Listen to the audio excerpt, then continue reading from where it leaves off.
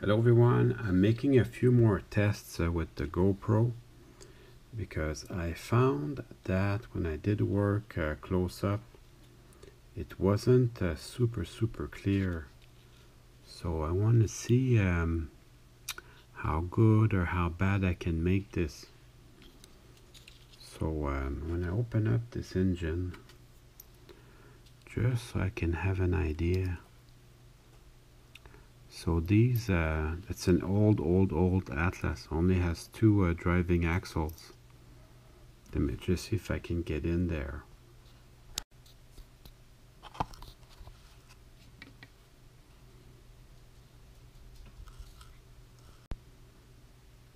It was in there pretty good. I had to wrestle with it a little bit to get it out.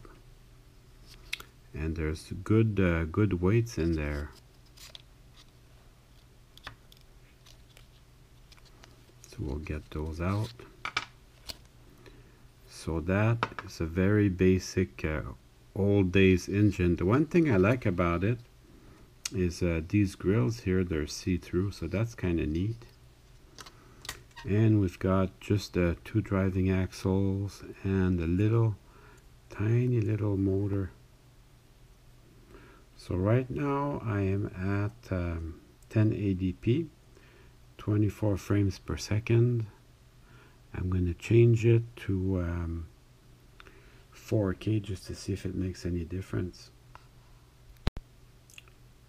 4K only gives me a wide field of view, and I think it's 7 frames per second, 15 frames per second. So if you go fast, it makes a difference. Alright, so I've got to clean the wheels. But before I do that, I'm just going to test it on the bench. Yeah, let me know in the comments if you find the picture is better or worse. So I have to find the lead for the bottom brush there. It's really well hidden. I guess I'll use these for a lead. Give it some power, and then we'll see. Let's just see what that does.